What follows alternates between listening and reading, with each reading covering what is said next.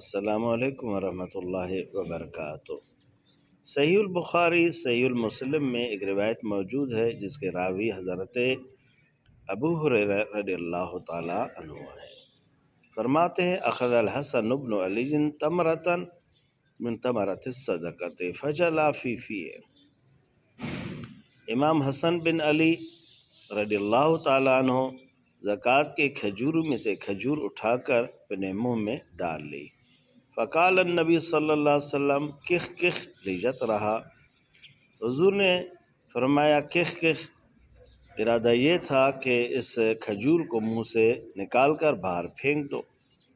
یہ لفظ کہا جاتا ہے کہ فارسی کا ہے، جس طرح ہمارے زمانے میں بچوں کو کہا جاتا ہے ہاں ہاں یا اخ اخ، اسی طرح کا یہ بھی لفظ ہے، عرب استعمال کرتے تھے۔ مطلب یہ تھا، مراد یہ تھا کہ اس کو استعمال مت کرے۔ پھر فرمایا ثم قال اما شرط ان لا ناکل الصدقۃ، کیا تمہیں علم نہیں ہم صدقہ نہیں کھاتے؟ تو اس روایت سے ایک شرعی مسئلہ معلوم ہوا، وہ یہ کہ سید السادات سیدہ فاطمہ زہرا رضی اللہ تعالیٰ عنہ کی اولاد بنی ہاشم زکوٰۃ کا مال استعمال نہیں کر سکتے، بلکہ ان پر حرام ہے۔ یہ ایک فقہی شرعی مسئلہ معلوم ہوا۔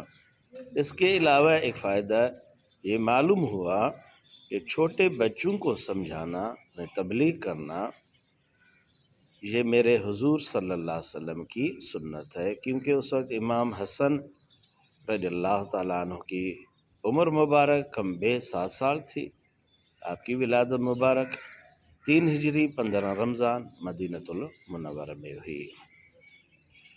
ایک فائدہ یہ معلوم ہوا کہ اس طرح بھی ہو سکتا ہے کہ سید کو کسی شرعی مسئلے کا علم نہ ہو، کوئی یہ نہیں کہہ سکتا کہ ہم سید ہیں کہ ہمیں اس چیز کا علم نہیں، یہ بات غلط ہے۔ اس طرح بھی ہو سکتا ہے کہ اما شرط اس بات کی دلیل ہے کہ اس طرح بھی ہو سکتا ہے کہ کسی کو کسی چیز کا علم نہ ہو۔ اور ایک فائدہ یہ بھی معلوم ہوا کہ جس طرح امام حسین کی اولاد کی شرف ہے، اسی طرح امام حسن رضی اللہ تعالیٰ عنہ کی اولاد کی بھی شرف ہے۔ اس بات کو سمجھنا چاہیے۔ یہاں پہ حضور نے امام حسن سے فرمایا۔ تو میری جان میرے دوست، صحیح عقیدہ اپنانا چاہیے۔